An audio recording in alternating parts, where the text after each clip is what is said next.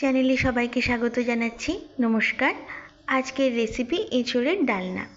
বাটা মশলা দিয়ে করব। বাটা মশলায় দিয়েছি গোটা ধনে, গোটা জিরে, শুকনো লঙ্কা, আদা আর টমেটো। কড়াইতে সর্ষের তেল গরম করে নেব। দিয়ে দেব ধনে ফোড়ন। সাধারণত জিরে ফোড়ন ব্যবহার করা হয়, তবে অনেক সময় ফোড়ন পাল্টালে বলে রান্নার স্বাদ পাল্টে যায়, তাই আমরা এখানে ধনে ফোড়ন ব্যবহার করেছি। এটা আপনারা একটু সামান্য ভেঙেও ফোড়নে দিতে পারেন। আমরা গোটা ধনেই ব্যবহার করেছি।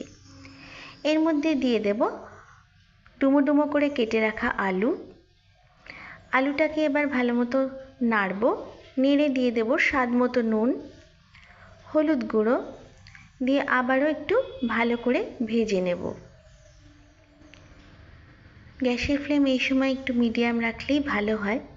এবার একটু ঢাকা দিয়ে দিচ্ছি। আলুটা বেশ ভালো মতোই ভাজা হয়ে গেছে।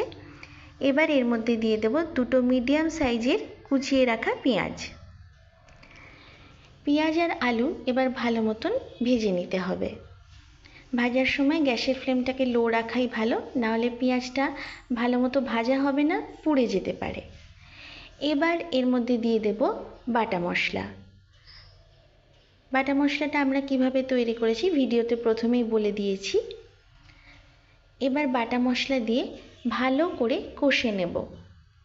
এবার এর মধ্যে দিয়ে দেব নুন দিয়ে সেদ্ধ করে রাখা এঁচোড়।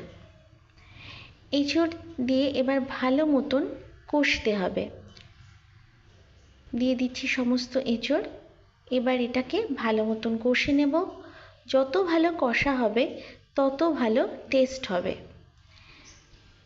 যেরকম আপনারা ভিডিওতে দেখতে পাচ্ছেন। আর বাটা মশলার স্বাদও অসাধারণ হয়।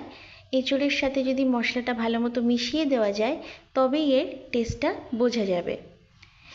এবার এখানে দিয়ে দেব অল্প পরিমাণে কাশ্মীরি লঙ্কা গুঁড়ো, গরম মশলা গুঁড়ো আর দিয়ে দেব অল্প পরিমাণে চিনি।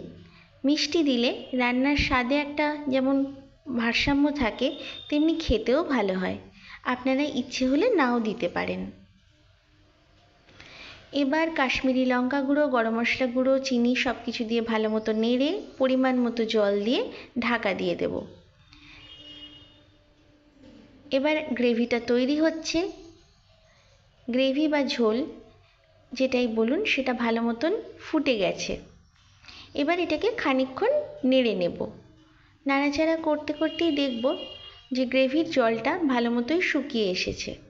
দেখুন খুব সুন্দরভাবে তৈরি হয়ে গেল বাটা মশলা দিয়ে এঁচোড়ের ডালনা। ভিডিওটা আপনারা যদি দেখে থাকেন তাহলে প্লিজ লাইক করবেন। দেখুন কত সুন্দরভাবে সুসিদ্ধ হয়েছে।